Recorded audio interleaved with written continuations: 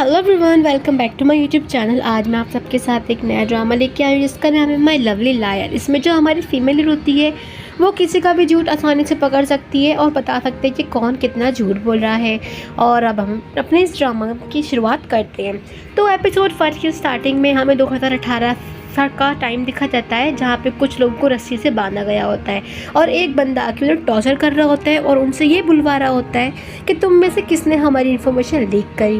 और ऐसे ही इन लोगों को काफ़ी बुरी तरीके से तड़पाने के बाद यहाँ फाइनली हमारी फीमेल लीड की एंट्री होती है और यहाँ हमको लगता है हमारी फीमेल लीड उन लोगों को बचाएगी, लेकिन नहीं। यहाँ हमारी फीमेल लीड अपना काम करना ही, जो कि उसका काम है झूठ पकड़ना। वैसे हमारी इस फीमेल लीड का नाम सुलही है।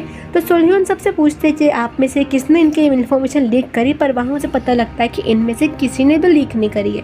वो आके बताते हैं कि आपने गलत बंदों को पकड़ रखा, इनमें से किसी ने भी आपकी इन्फॉर्मेशन लीक नहीं करी। इतने में एक आदमी कहता है कि तुम इतने श्योर हो कि कैसे बोल सकते हो कि उन्होंने इन्फॉर्मेशन लीक नहीं करी। इतने में सुलही को एहसास होता है कि इन्फॉर्मेशन लीक करने वाले वो 3 बंदे नहीं, बल्कि जो ये बंदा लंगड़ा खड़ा है ये है। अब ये चीज़ सुन के उनका बॉस हैरान कि क्या तुमने हमारी पीठ के पीछे छुरा भोंका। जहाँ वो कहते हैं बॉस आप मेरे पे विश्वास नहीं कर सकते, आप ही क्या कल की आई हुई लड़की पे विश्वास कर रहे हो। आपको पता भी आपकी जान बचाते में मेरा पैर कट गया। अब इतने में वो उसको दोबारा सुलही को एहसास होता है कि ये झूठ बोल रहा है। वो कहते हैं कि क्या तुम श्योर हो तुम्हारा पैर कटा था। और ये चीज़ सुनने के बाद तो बस उसका बॉस आके उसके पास से उसकी बैसाखी खींचता है और इतने में पता लगता है कि वो बंदे का कोई पैर वैर कटा नहीं है, वो बिल्कुल जीता जागता सही सलामत इंसान है। और जिसके बाद तो उसका बॉस उसकी क्या पिटाई लगाता है, मज़ा आ जाता है। अब इसके बाद अपनी पेमेंट लेने के बाद सुलही वहाँ से चली जाती है। अब यहाँ हमारी फीमेल जल्दी जल्दी घर जा रही होती है क्योंकि उसकी फेवरेट फुटबॉल मैच आ रहा होता है। यहाँ वो रास्ते में एक आदमी को देखती है उसी मैच की टीम की शर्ट पहने हुए, जहाँ वो बड़ी खुश होती है कि चलो फाइनली कोई तो उसे मिला जो उसकी तरह फुटबॉल का चाहता है। पर यहाँ हम देखते हैं उस आदमी के हाथ में एक खून से सनी हुई शर्ट होती है, पर हम लोग ज़्यादा से माइंड नहीं करते। नेक्स्ट डे हम सुलही अपने ऑफिस से बाहर निकल रही होती है जहाँ वो देखते हैं कि वही बंदा जिसके उसने कल रात ही पैर तुड़वाए हैं वो सामने खड़ा होता है और बस दोनों की भागम भागी शुरू हो जाती है। सुलही जल्दी से भाग के एक सॉल जाने की बस लेती है और कहती है बस ऐसी देना जो जल्दी से जाए। अब यहाँ वो बस में आ तो जाती है, लेकिन उस बस में 2 लोग आपस में लड़ाई कर रहे होते हैं, जिनमें से एक बंदा कहता है कि तुमने मेरी बहन को धोखा दिया है और वो बंदा कहता है मैंने धोखा नहीं दिया। जिसकी बात सुन के सुलही पता लगा लेते हैं कि वो बंदा झूठ नहीं बोल रहा है, पर क्या कर सकते हैं। अब इन लोगों की लड़ाई की वजह से जो सुलही के पीछे बंदा पड़ा था वो सुलही के बस में आने लगता है, जिसमें गुस्सा होकर सुलही वो लड़ाई करने वाले बंदे को बस से बाहर निकालते कि हाँ मैं ही इसकी नई गर्लफ्रेंड हूँ, तुम निकलो निकलो निकलो करके। और फाइनली उसकी बस वहाँ तक चल पड़ती है। अब यहाँ सुलही उससे कहती है कि जब तुमने सच बोला कि तुमने बिल्कुल भी किसी को धोखा नहीं दिया है तो तुमने उससे फाइट बैक क्यों नहीं करा। अब वो बंदा कहता है तुम्हें कैसे पता कि मैं निर्दोष हूँ। जहाँ वो कहती है अगर मैंने कहा है तुम निर्दोष हो तो निर्दोष ही हो। अब हम यहाँ 5 साल बाद का सीन देखते हैं जहाँ पे हमारी सुलही काफ़ी अमीर दिख रही होती है कि लगता है उसने काफ़ी सारे पैसे कमाए हैं। यहाँ हम एक लवी डवी कपल्स को देखते हैं जो कि एक sugar mom and sugar baby होता है, जहाँ पे इसका मतलब होता है ये लड़का इस औरत के पैसों पे ऐश कर रहा होता है। अब यहाँ इनको इतना लवी डवी देख के सुलही अपना काम शुरू करती है और उस बंदे से उसका लव का टेस्ट लेना शुरू करती है, उससे सवाल पूछकर। पर वो बंदा उसके हर सवाल का जवाब बिल्कुल सही और ऑनेस्टी के साथ दे रहा होता है। ये बात सुन के शुगर मॉम को काफ़ी खुशी होती है कि फाइनली उसे कोई दिल से प्यार करने वाला तो आया। यहाँ वो अपनी मेट से कहते हैं कि तुम मेरे बॉयफ्रेंड से पहली बार मिले हो तो क्यों ना एक दूसरे को तुम लोग हेलो कर लो। अब यहाँ ये दोनों जैसे ही कहते हैं कि आपसे मिलकर अच्छा लगा, हम पहली बार मिल रहे हैं, एकदम सुलही को पता लग जाता है कि ये झूठ बोल रहे हैं और ये इससे पहले भी मिल चुके हैं। और ये सुनते ही उस मेट के हाथ से पानी का गिलास यानी शरबत का गिलास गिर जाता है। अब ये देखते ही वो बंदा भागते भागते उसके पास आता है, क्या तुम ठीक हो, क्या तुम्हें कुछ हुआ तो नहीं। और अब ये सीन कुछ ज़्यादा ही ऑकवर्ड होता है कि अगर ये इससे फर्स्ट टाइम मिल रहा है तो ये इसकी इतनी फिक्र क्यों कर रहा है। जहाँ वो बहाने बना के बात को संभालता है, इतने में सुलही को पता लगता है कि वो मेट शायद प्रेग्नेंट है। वो उससे पूछती है क्या तुम प्रेग्नेंट हो। उसके मना करने पर सुलही को पता लगता है कि ये झूठ बोल रही है और ये प्रेग्नेंट है। जहाँ पे हमें ये भी पता लगता है कि बेबी किसी और का नहीं बल्कि इसे शुगर बेबी का है। यहाँ ये बंदा मना करता है कि ये मेरा बेबी नहीं है, पर फिर भी सुलही से तो कौन ही जीत सकता है। जहाँ वही नौकरानी जो होती है वो उनसे अपने घुटनों के बल बैठ के माफ़ी मांगती है कि मैम प्लीज़ मुझे माफ़ कर दो, और शायद तुम्हें भी घुटनों के बल बैठ के मैम से माफ़ी मांगनी चाहिए।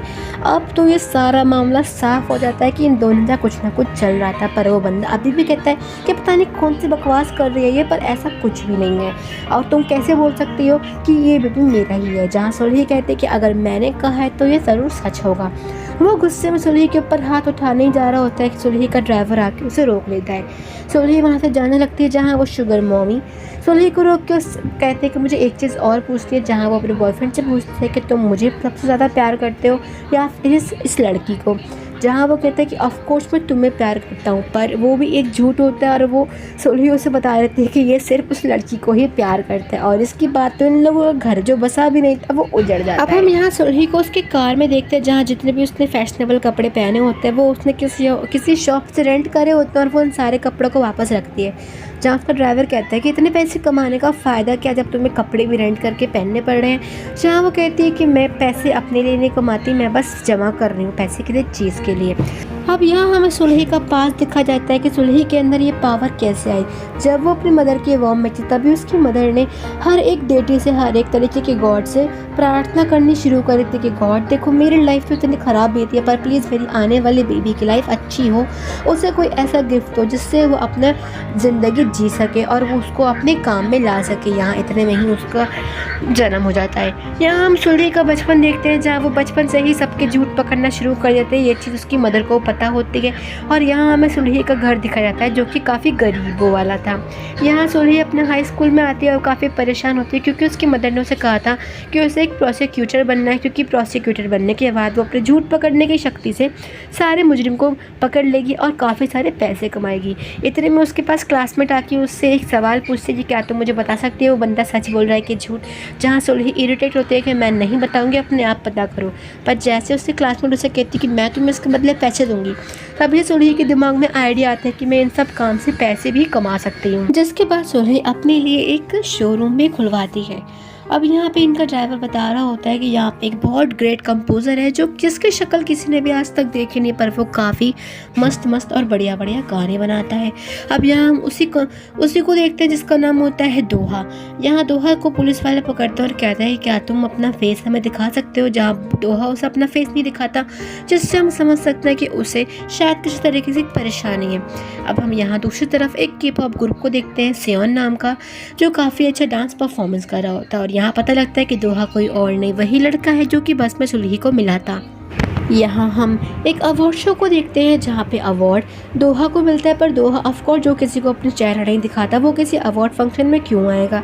तो दोहा के बिहाफ पे उसकी K-pop ग्रुप की लड़की लेती है उसका अवार्ड और सबको थैंक यू भी करती है। अब यहाँ हम सबको पार्टी में देखते हैं जहाँ अजीबोगरीब की बातें दोहा के बारे में फैली होती हैं कि दोहा कभी अपना फेस क्यों नहीं दिखाता, क्या वो एक तरीके का क्रिमिनल है।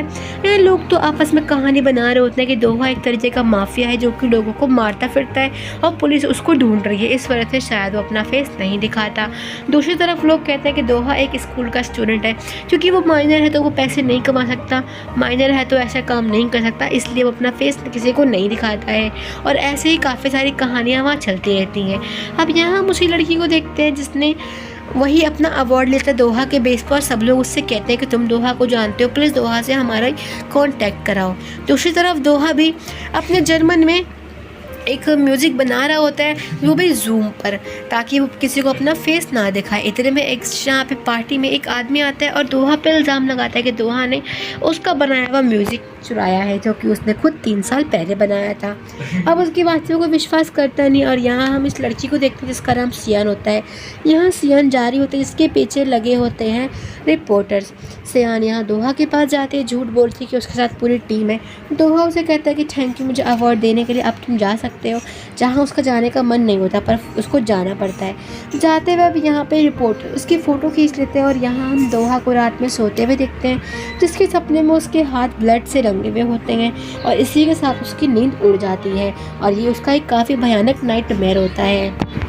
यहाँ दूसरी तरफ हम सुलही का नेबरहुड देखते हैं जहाँ पे सारे ही लोग सुलही की शॉप पे नज़र रख रहे होते हैं कि वो कैसे इतने सारे पैसे कमा रही है। जहाँ उसके पास एक क्लाइंट आता है और यहाँ पे सुलही की असिस्टेंट उससे कुछ कोड वर्ड पूछती है और पता लगता है कि ये कुछ वीवीआईपी क्लाइंट है, जहाँ जिसके बाद वो एक बटन दबाती है और पूरे शॉप के पर्दे बंद हो जाते हैं एंड साथ ही वो एक सीक्रेट डोर से उस क्लाइंट को सुलही के पास लेके आती है, जिससे हम ये पता लगा सकते हैं कि सुलही कितनी ज़्यादा प्राइवेसी देती है अपने क्लाइंट के क्वेश्चंस को। यहाँ हम दोहा को देखते हैं जो कि अपने घर जा रहा होता है और उसके घर के आगे काफ़ी सारी भीड़ होती है। वो अपनी कार से उतरता है और मैसेज देखता है डायरेक्टर का, जिसमें लिखा होता है ये घर मत जाना, आज इस बार घर जाना डेंजरस हो सकता है। यहाँ एक आदमी जो रिपोर्टर होता है दोहा के पीछे आता है और पता लगता है कि वो दोहा की फ़ोटो खींचता है एंड यहाँ सबको पता लग चुका है कि दोहा कहाँ रहता है। दोहा बड़ी मुश्किल से उसके पास से भागता जाता है पर वो बंदा उसकी फ़ोटो खींचता ही रहता है। फ़ोटो खींचने में दोहा की पुरानी मेमोरीज उसके सामने आती है, जहाँ सब लोग उसकी फ़ोटो ले रहे होते हैं और उसे मर्डरर कहते हैं और कहते हैं ऐसे तो उम्र कैद की सज़ा होनी चाहिए।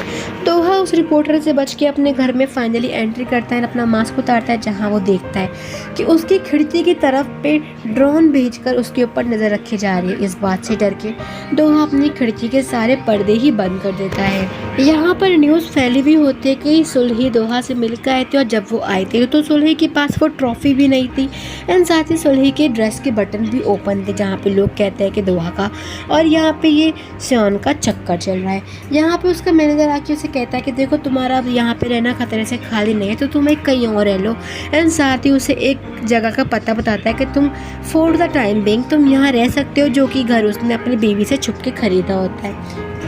यहाँ हम सुलही को देखते हैं जो कि एक स्टोर पे होती है, जिसका पीछे एक पीछा एक आदमी कर रहा होता है। यहाँ पता लगता है कि इनके नेबरहुड में एक पर्वर्ट घूम रहा है जो कि लड़कियों को सेक्सुअली हैरास करता है। अब सुलही उसको पर्वर्ट समझ के वहाँ से भागने लगती है पर वो बंदा उसका पीछा ही कर रहा होता है और यहाँ पता लगता है कि ये कोई और नहीं बल्कि दोहा था, क्योंकि दोहा अपने आप को फेस कवर करके रखता है तो वो भी वहीं पे आया हुआ था एंड साथ दोहा का नया घर भी वही है जहाँ पे सुलही रहती है। यहाँ पे सुलही अपनी नेबर की पार्टी अटेंड करने जाती है, जहाँ पे सुलही से एक बंदा कहता है कि तुम कितनी प्रिटी हो और जहाँ पे सुलही उसका झूठ पकड़ते हैं कि ये बस सुलही को इम्प्रेस करने के लिए उसकी झूठी तारीफ़ कर रहा है।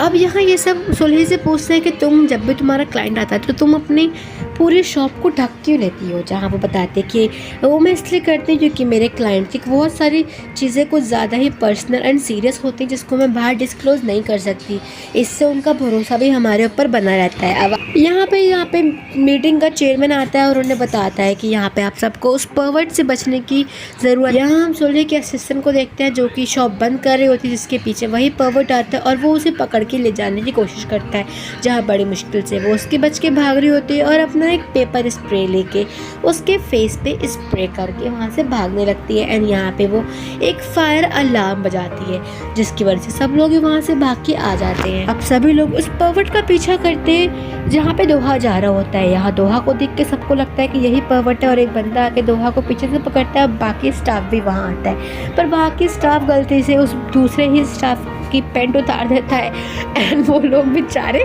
वहीं के वहीं गिरे रह जाते हैं और दोहा वहाँ से भाग जाता है एंड वो बेचारा आपस में सॉरी बोलता है कि सॉरी मैंने वो इंटेंशनली नहीं किया, तुम्हारी पैंट गलती से मेरे से उतर गई थी। यहाँ ये सब लोग दोहा को पकड़ लेते हैं और उसे कहते हैं कि तुम पर्वर्ट कहीं कि तुम हमारे मोहल्ले में कब से घूम रहे हो।